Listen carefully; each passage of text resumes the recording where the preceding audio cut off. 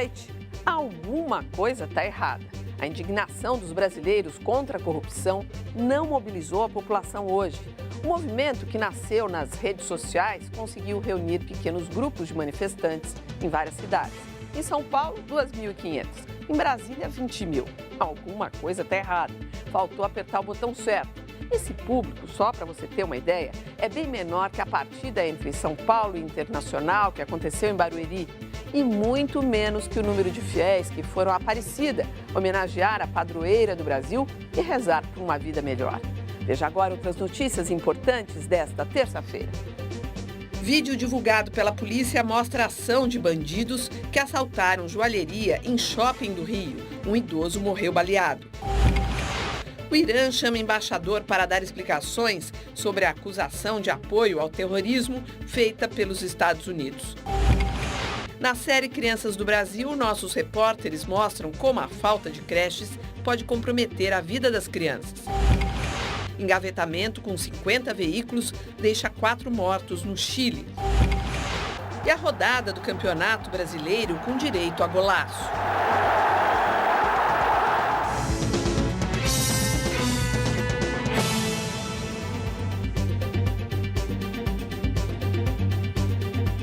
Participam da edição de hoje a professora de História Árabe da USP, Arline Klemscher, e o coordenador do Grupo de Análise Internacional da Universidade de São Paulo, Ricardo Senes. Mande a sua pergunta aos nossos comentaristas através dos endereços do Jornal da Cultura na internet. Em pelo menos 25 cidades, o dia foi de protesto para um grupo ainda pequeno de brasileiros. Marchas e manifestações exigiram o fim da impunidade das fraudes, negociatas e desvios de dinheiro público em todas as esferas do poder. Nem sindicatos, nem partidos políticos. A mobilização para participar do ato contra a corrupção surgiu via internet, principalmente pelas redes sociais. E reuniu gente com vontade de protestar. O fiscal de impostos Maurício Ferreira, do interior de São Paulo, viajou 300 quilômetros até a capital. Eu percebo que realmente é uma coisa verdadeira e pura, que vem da população e não manipulado. Para chamar a atenção para a causa, vale tudo. Pinturas que lembram a mobilização anticolor dos caras pintadas, nariz de palhaço, discursos, faixas e até fantasia completa. O aposentado Luiz Andreoli encarnou o filósofo grego Diógenes, o cínico e sentenciou. Sem trabalhar, sem estudar e sem patriotismo, ninguém muda esse país. De acordo com os manifestantes, cerca de 11 movimentos em todo o país têm as mesmas reivindicações. Fim do voto secreto no Congresso Nacional, destinação de 10% do produto interno bruto para a educação, adoção da lei da ficha limpa nas próximas eleições e classificação da corrupção como crime hediondo. Criadora do Varre Brasil, a gerente de projetos Carla Zambelli uniu 3 gerações. Veio com a mãe e o filho. Se você pensar que 70 bilhões de reais normalmente somem do governo por ano, são 70 bilhões de reais a menos que estão indo para a saúde, para a educação, para a infraestrutura, que é quem precisa. Neste movimento de lideranças difusas, o ator e empresário Felipe Melo coordenava o pedido pacífico dos manifestantes para que os motoristas que cruzavam a Avenida Paulista participassem, buzinando. A ideia é essa, gerar uma consciência, que gera uma intenção, que gera ações, que geram resultados. E aí rever a consciência, rever a intenção e tem que manter o movimento. A Polícia Militar calcula que 2.500 pessoas participaram do protesto na capital paulista. Em Brasília, cerca de 20 mil pessoas, segundo a PM, ocuparam as vias do Eixo Monumental e marcharam até o Congresso Nacional. Manifestações também foram registradas no Rio de Janeiro, em Belo Horizonte, Curitiba, Florianópolis, Goiânia, Palmas, Salvador, Recife e Fortaleza. Olha, houve manifestação, mas foi muito menor do que os organizadores, eu imagino, esperados. Por exemplo, em Belo Horizonte, eu estava vendo uma informação agora há pouco, foram 300 pessoas que compareceram, é muito pouco. Quer dizer, Brasília, até sintomático, onde teve mais gente. Não vou dizer a falta de sucesso, porque houve uma mobilização e tudo mais, e é algo super importante. Mas por que isso não foi viral, como se diz aí na linguagem da internet? Por que não pegou, na opinião de vocês? Bem, nós vimos um dos manifestantes em Brasília portar uma placa dizendo que era o movimento dos envergonhados, né? Talvez para ele virar um movimento massivo ainda precise chegar a ser não um movimento dos envergonhados, porque a vergonha ainda talvez não leve as massas à rua, mas um movimento dos indignados, como tem sido os movimentos mundo afora hoje, organizados via internet. Então, talvez falte ainda chegar no bolso dos brasileiros a crise de cheio, ou seja, acabar realmente a impressão de que nós estamos ainda além do alcance da crise mundial e nos inserirmos de fato nesse movimento. Talvez falte um pouquinho ainda. Agora, ao mesmo tempo, eu acho que tem eu não tinha reparado que tem uma pauta organizada desse movimento com 4 pontos, me parece muito interessante, que vai da questão do Conselho Nacional do Judiciário até a questão da ficha limpa, ou seja, bem pontual. Me parece que não é uma boa medida ver o número de pessoas na rua. Possivelmente, se você fizesse uma enquete sobre o número de pessoas que estão apoiando essa pauta mínima, eu acho que vai ser bem expressivo, me parece que é um movimento interessante. Mas quando você vê até ali, algumas referências ao movimento Caras Pintadas e tudo mais, que foi, a gente lembra como foi aquilo. Ontem aqui o Paulo Saldiva dizia assim, olha, eu acho que isso não mobilizou como deveria porque não há uma liderança, não tem uma cara. Não, e houve o recuo em relação ao 7 de setembro. 7 de setembro tinha mais gente na rua do que hoje, né? Talvez seja por uma falta de liderança ainda para levar essas pessoas às ruas. E concordo que existem realmente medidas muito interessantes em termos de leis sendo discutidas para acompanhar. Não se trata apenas de ir às ruas, né? Olha, o Vitor, ele fala até aqui algo parecido com o que você disse, que a percepção de uma vida melhor pela maior parte dos brasileiros pode ser um fator que inibe manifestações contra a corrupção. E outro já fala assim, mas cadê então os caras pintadas? O Lula comprou eles, enfim. Bom, levantamento da Fundação Getúlio Vargas mostra que em 7 anos o Brasil perdeu 40 bilhões de reais com a corrupção. O nome deste lugar no extremo sul de São Paulo é Jardim Esperança. E como eles esperam? Há 4 meses, cerca de 50 casas que ficavam em área de risco nas margens deste córrego foram demolidas. O entulho, até agora, não foi removido e o esgoto continua a céu aberto no córrego. Olha como é que está uma coisa dessa aqui, ó.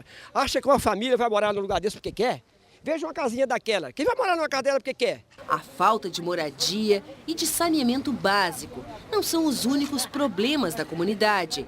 Conseguir atendimento no único posto de saúde do bairro exige paciência. Adriana tem bursite e tendinite, doenças provocadas pelo esforço repetitivo de quem trabalhou por 12 anos como operadora de caixa. Precisa de fisioterapia, mas não consegue fazer. Já faz 1 ano e meio. Venho quase toda a semana, né, perguntar se conseguiram a vaga para mim. Eles sempre falam que nunca conseguem, porque tem muita gente na frente. 40 bilhões de reais. Dinheiro mais do que suficiente para resolver este e muitos outros problemas em comunidades pobres espalhadas por todo o país. Esse é o valor que o Brasil perdeu em 7 anos para a corrupção. Com este dinheiro seria possível, por exemplo, reduzir pela metade o número de casas sem saneamento no Brasil. 12 milhões e 500 mil moradias receberiam água e esgoto. Também poderia aumentar em 23% o programa Bolsa Família, que distribui entre R$ 32 e R$ 242 por mês para famílias de baixa renda. O valor é resultado apenas dos desvios de recursos federais, incluindo os repasses aos estados, escândalos como a Operação Voucher, que derrubou a cúpula do Ministério do Turismo. A Polícia Federal estimou o prejuízo em 3 milhões de reais. O levantamento foi feito por este economista da Fundação Getúlio Vargas. Nós precisamos mais punição e também incentivar transparências em todos os níveis do governo, na União, nos estados e municípios. Imaginar o que são 40 bilhões de reais é difícil. O dinheiro que a gente não tem cálculo, né? Não sabe nem em que cabe, se é uma carreta, se é em 5, 6 aviões. Mais fácil é explicar o sentimento de quem é diretamente atingido pela corrupção. Eu acho isso uma falta de respeito, né, com a população, uma falta de consideração, o próprio dinheiro do povo, né? porque não deixa de ser, né? Eu, assim, não sei, Sênis, o que você imagina, mas eu acho que esse número deve ser maior. Se você imaginar que tem uma corrupção aí que não chega ao alcance dos nossos olhos, né? Que é uma coisa que... Eu acho que ele é maior também não só porque é difícil aferir, afinal, ele é falando de coisas ilegais. Exatamente. Mas eu acho que o custo, talvez, principal não seja esses 40, 50 bilhões que têm sido mencionados, mas como a corrupção altera escolhas públicas, né? Ela altera critérios mais ou menos objetivos de alocação de recursos para otimizar esses recursos. Eu acho que esse custo talvez seja 5, 6, 7 vezes maior do que o que é desviado efetivamente. Ou seja, quer dizer, se você desviar 3 milhões numa compra de um remédio, por exemplo, perto do efeito que um remédio com menor qualidade vai causar na população, certamente o efeito é muito maior, esse dano é muito maior para a população do que os 3 milhões que foram desviados. Então, eu acho que se o cálculo da corrupção for feito nessa dupla mão, né, a corrupção em si, o quanto foi desviado efetivamente, mas quanto isso piorou na política pública, de saneamento, de saúde, aí eu acho que nós estamos falando de uma perda muito significativa da capacidade do Estado brasileiro. E agora eu estava pensando aqui, vendo a reportagem, tudo bem que a gente acha que é mais do que 40 bilhões, mas assim, é tão agressivo isso, e talvez esse movimento, que foi a matéria anterior, fosse mais, tivesse mais adesão se esses números fossem jogados mais na cara da população, porque é um desaforo, não é? É, com certeza. Aumenta a tensão entre os Estados Unidos e Irã. O país persa convocou o embaixador da Suíça, que representa os americanos, para dar explicações. O governo de Washington acusa os iranianos de tramar a morte do embaixador da Arábia Saudita no país. Este é Mansour Arbabsiar, preso no aeroporto de Nova York no mês passado. O americano, que tem cidadania iraniana, teria confessado o plano para matar o embaixador da Arábia Saudita. Outro acusado é o também iraniano Golan Shakuri. Segundo os americanos, ele faz parte da Guarda Revolucionária do Irã e está foragido. O plano para assassinar o príncipe saudita Turki Al-Faisal, embaixador em Washington, teria sido descoberto em maio, no México. As investigações indicam que o Irã teria pago a narcotraficantes para cometer o crime. O governo iraniano nega as acusações e diz que tudo faz parte de um plano dos americanos para provocar um conflito armado. Já o governo dos Estados Unidos mobiliza a comunidade internacional para aprovar novas sanções contra o país dos ayatolás. Olha, antes de falar dos Estados Unidos e Irã, eu quero só colocar aqui duas opiniões aqui da nossa plateia virtual. O Bonilha fala que a gente está muito pessimista, nós três aqui, que esse movimento a gente deveria apoiar. E a Manuele diz o seguinte, que é uma semente civil brotando, sem dúvida alguma, que é.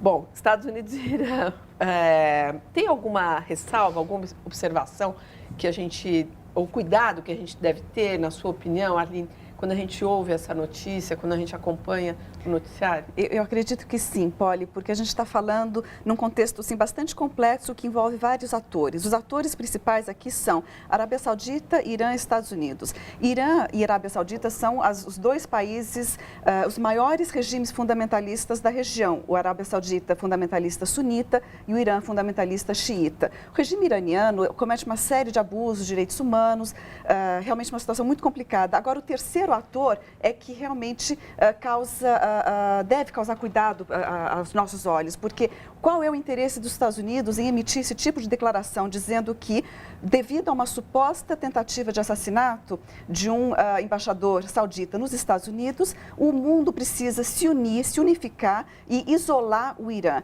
Bom, a gente está vendo esse discurso norte-americano vir há muito tempo, desde, por exemplo, anos atrás, mas um caso muito clássico e claro... Por que não isolar o Irã?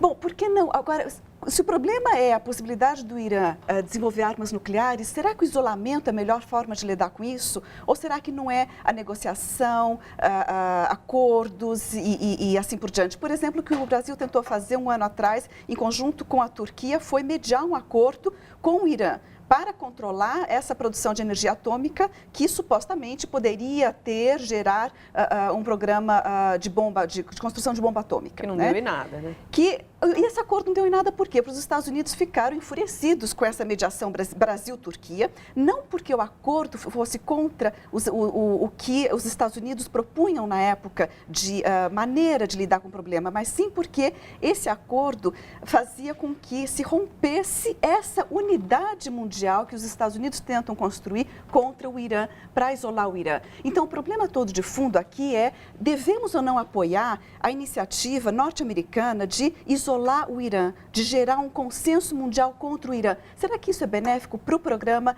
anti-energia nuclear com fins bélicos? Eu acredito que não, que devemos questionar realmente essa política norte-americana. Você acha que fecha uma possibilidade de negociação? Acho que fecha uma possibilidade de negociação e serve a um propósito muito específico norte-americano na região. Está caminhando para isso, né? E de fato, acho que só enfatizar, é muito difícil balizar um julgamento sobre um caso desse a partir de informações do sistema de informação americano ou de onde for. Realmente, esse é um tipo de evento que a opinião pública, já escolada um pouco sobre como os Estados Unidos opera nesse tipo de situação, eu acho que remete pelo menos a um cuidado sobre se isso de fato ocorreu, qual é a gravidade do que está lá sendo captado. A seguir, as homenagens à padroeira do Brasil e na reportagem especial como falta de creches pode comprometer a formação das crianças.